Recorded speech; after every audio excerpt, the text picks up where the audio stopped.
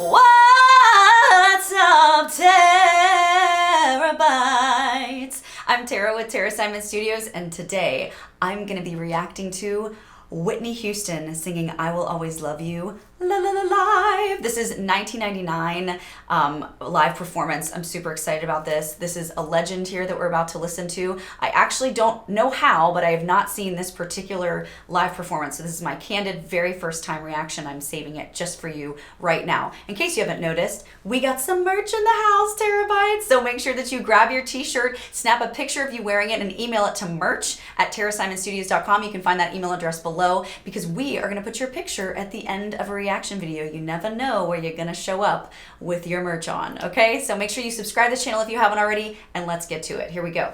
Get some Whitney in our lives today.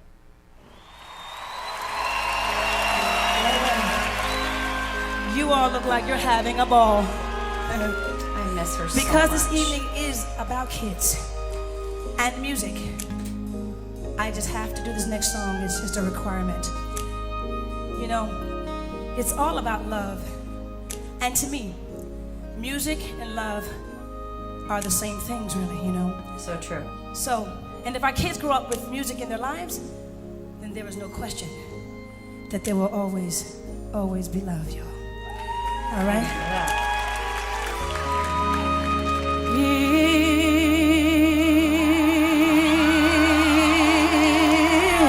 You know what's coming.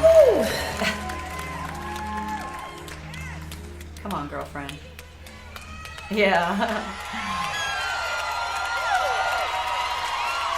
If I should stay, Love that sweaty upper lip of hers. Oh my goodness. It's like she's working on that stage. only being your way. Ooh.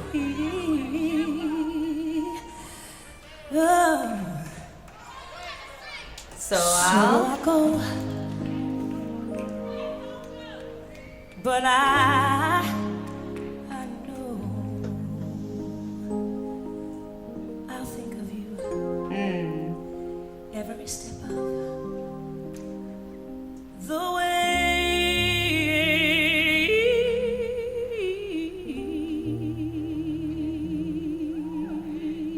really milking that beginning. And you can when it's a live performance, live band. I like her changes and her iterations vocally so far. Here she goes.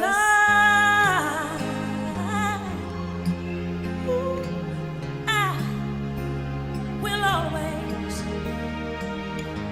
love you. I Pretty. will always love you.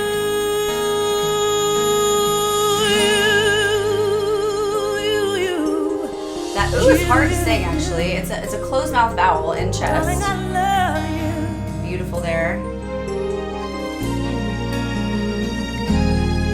Bittersweet Nice. memories.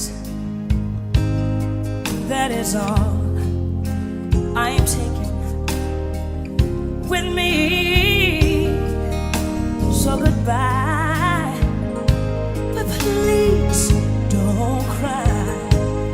We both know I'm not what you need. And Yes, yes. will always love you. Will always love you.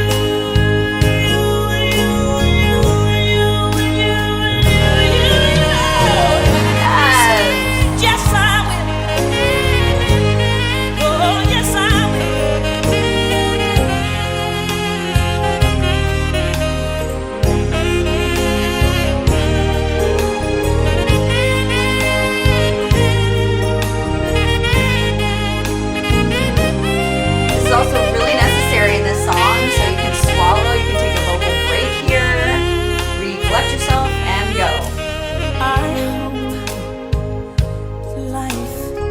treat you kind, and I hope you have all you dreamed of, and I wish you joy and happiness, but above all this, I wish you love. She's so pretty. Let's see it. Let's hear it.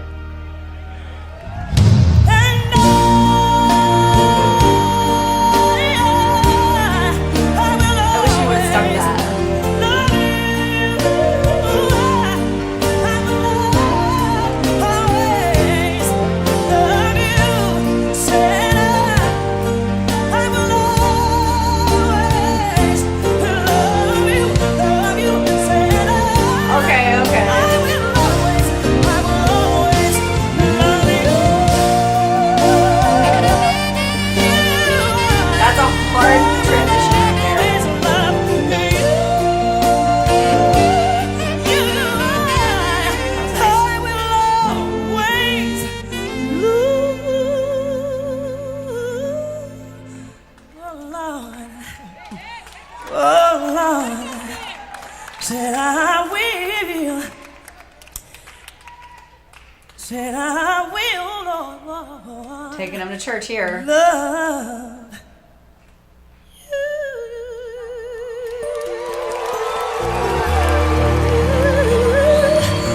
Darling, I love you. Oh, I'll always.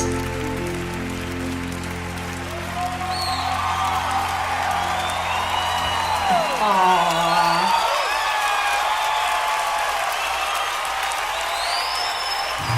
So much love. I love it. Aww. Aww. Love you.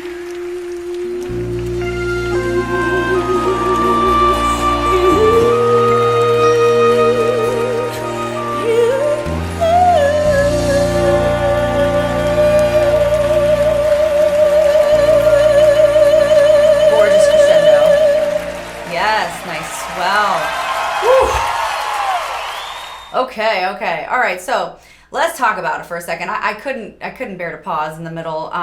So I have some feelings about this, some good feelings, and some comments. So I feel personally that she is a complete legend. Like there really isn't much better than Whitney Houston out there, if there is. And I mean, I think of like Mariah Carey and, just amazing singers, right? And these two top the charts for me personally. I grew up on Whitney Houston and Mariah Carey, heavily influenced by both of them, and grew up singing this song actually. And it was kind of like when I grew up, the gold standard of what a real singer is. Like if you can really sing, then you need to be able to sing I Will Always Love You. And it's always terrified me. This song has always made me want to pee my pants when singing it, because it is so naked. It is such a game of stamina and poise vocally, because you have to save yourself for the end somehow, and yet there are things that have to be done in the midway through in order for it to be a comparable cover as to what she's done.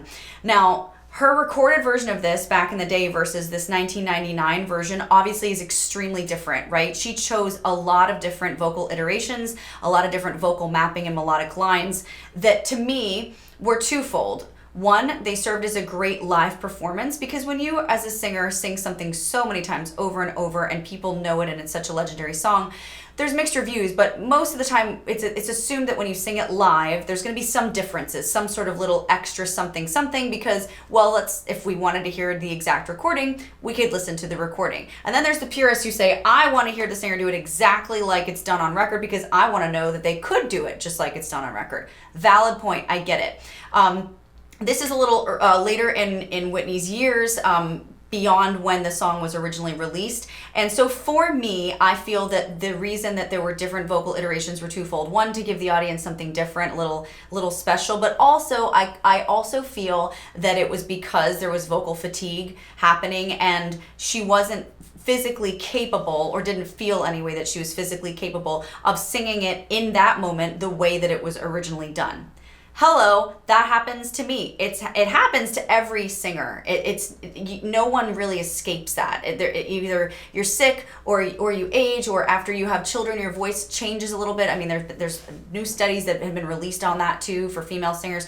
So like, this is the thing, this happens, and you have to be very careful as a listener not to be too judgy about this, please, because while we state facts and while there is truth to it, it's not in a judgmental way. It's just in it is what it is kind of way. Like, there's no knocking Whitney for changing. It's just saying, okay, so I think that for here, she probably didn't feel like she could hit that note in a way that's indicative to how people expect her to sound. So she chose to do a deviation. Smart.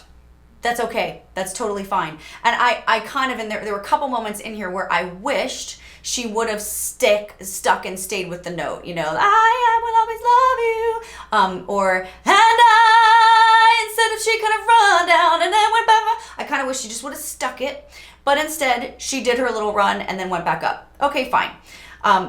For the most part, though, and this is, I'm going to say this universally for Whitney, for the most part, any chance you get or got to see Whitney live is a good day for you, no matter what comes out of her mouth, because she is a legend and she is, you know, her gospel roots show. And I think that's actually a huge asset to her, because when you're vocally tired, yet you have this huge arsenal of vocal flexibility, agility, riffs and runs, different, even hearing different chord patterns aside from what's in the actual chord progression of the song, and are able to then go to that like she did at the end, sort of like the minor, more bluesy gospel feel, and then go back into the regular melodic line of the chord progression in the song. I think that's genius. I think that's really smart. I think that's using your mind to draw people in with your voice in a different way than you've done it before. I think it's singing smarter, not harder. Anyway, who came up with that? So I love her. I like this performance a lot. It made me a little nervous and anxious for her in places, because I was like, oh, girl, you gonna get it? You gonna get it? You all right? Okay, you got it. Okay, great. Let's move on. But I feel like, oh, sorry, I just thought I turned my phone on vibrate. I feel like this was a good, solid performance of hers. I feel like it was a smart performance. So guys, this is a behemoth of a song. Again, it makes me pee my pants a little bit at the thought of singing it. Not gonna lie. And better her than me, that's all I have to say. So thanks so much for asking me to react to this one, guys. I know you've been waiting a while for Whitney, and it makes me so sad that she's no longer with us. You know, rest in peace, Whitney. God bless you and keep you. And man, what a loss to the music industry we have suffered with her life being gone. She truly was one of the greats, one of the few true greats in music history. So hats off to Whitney for I Will Always Love You. If you guys haven't done so already, check out the description box below. Hit that subscribe button. There is 8-week course. There is Riffs and Runs course. If you want to learn to riff like Whitney did here, check out my Riffs and Runs course. It's amazing. It's a 4-week course. Sing Smarter Not Harder 2.0 is an 8-week course. What did I hold up a 2 for? It's an 8-week course. And there's merch there too. Make sure that you email merch at Terra Simon Studios with your photos so that we can put you on blast on our YouTube channel for being an amazing fan and a terabyte. Make sure you spread faith, not fear, love, not germs, be a blessing in a stranger's life, because that, y'all, is how we change the world, and we're world changers at Terra Simon Studios. That's right. And if you're part of our family, you are too. With that, guys, I'll see you in the next one. Bye.